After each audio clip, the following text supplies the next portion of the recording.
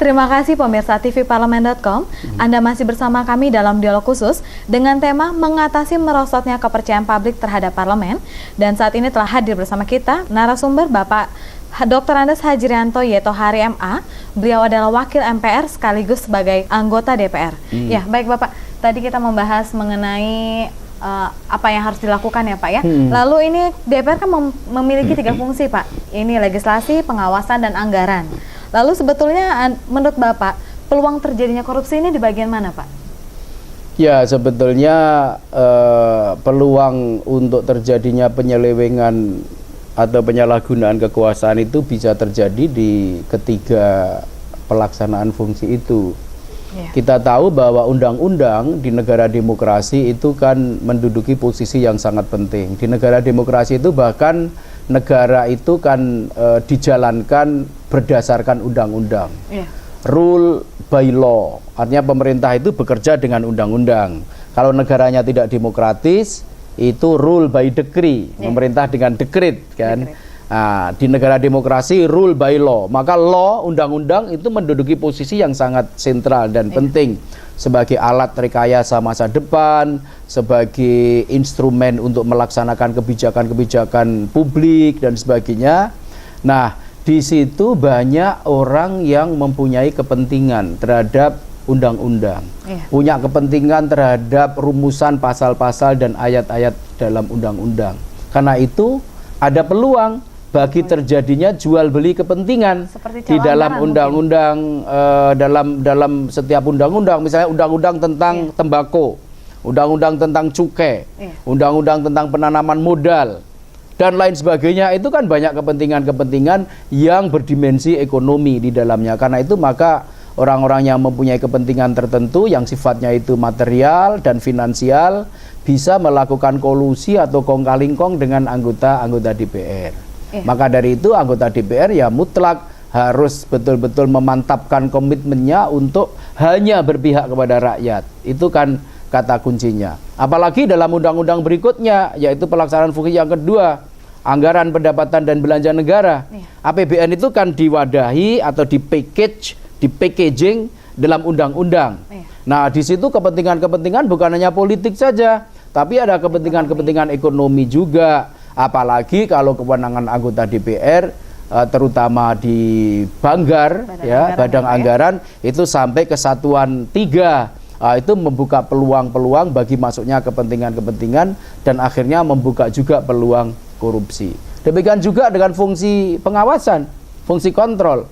Bisa dibayangkan karena anggota DPR itu memiliki fungsi pengawasan atau kontrol, dia setiap hari harus melakukan pengawasan terhadap jalannya pemerintahan, pengawasan terhadap penggunaan anggaran pendapatan dan belanja negara, pengawasan terhadap pelaksanaan undang-undang. Nah, bisa dibayangkan kalau orang yang memiliki fungsi yang sedemikian tinggi dan mulianya, tetapi kemudian memanfaatkannya untuk kepentingan-kepentingan yang sifatnya material atau finansial. Padahal anggota DPR itu karena fungsi pengawasan, maka oleh konstitusi dia diberi berbagai hak, ya, hak interpelasi, hak angket, hak menyatakan pendapat, dan last but not least yang sangat penting, hak imunitas. Hak imunitas itu hak yang dimiliki oleh setiap anggota DPR untuk tidak dapat dituntut ke pengadilan karena pertanyaan dan pernyataan-pernyataannya di dalam maupun di luar ruang sidang dalam rangka fungsi pengawasan.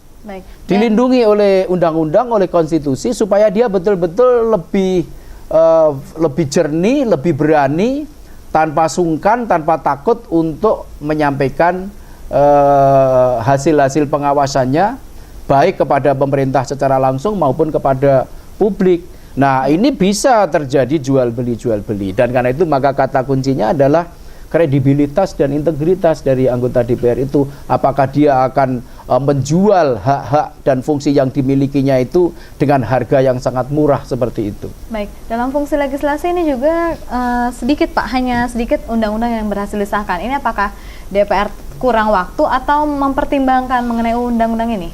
Saya rasa ada banyak faktor ya, diantaranya adalah faktor sumber daya manusia. Ya, memang sumber daya manusia anggota DPR untuk membuat undang-undang itu memang tidak tinggi. Oleh karena apa? anggota DPR itu kan dipilih lebih karena kepercayaan, bukan karena keahliannya membuat undang-undang. Untuk itu maka setiap anggota DPR kan diberi hak untuk merekrut tenaga ahli yang memiliki kemampuan atau skill dalam pembuatan undang-undang, dalam legal drafting. 2 orang, ini jumlah yang masih sangat kurang. Ini juga menjadi faktor rendahnya produktivitas pembuatan undang-undang. Juga ada faktor-faktor yang lain, tata tertib yang masih berbelit-belit untuk pengesahan undang-undang. Bahkan belum banyak berubah, pembicaraan tingkat 1, tingkat 2, sampai tingkat 3, dan itu tidak mudah untuk menjebol stagnasi itu. Tetapi ada satu yang orang sering melupakan, bahwa di dalam sistem kita, meskipun DPR itu memegang kekuasaan membentuk undang-undang, tetapi setiap rancangan undang-undang kan dibahas bersama-sama antara DPR dengan Presiden, dalam kurung pemerintah. Maka dari itu kalau sebuah rancangan undang-undang tidak bisa dibahas DPR sendirian, mutlak harus dibahas bersama-sama dengan Presiden, dengan pemerintah. Jika pemerintah tidak datang, DPR tidak bisa membahas undang-undang, apalagi mengesahkannya.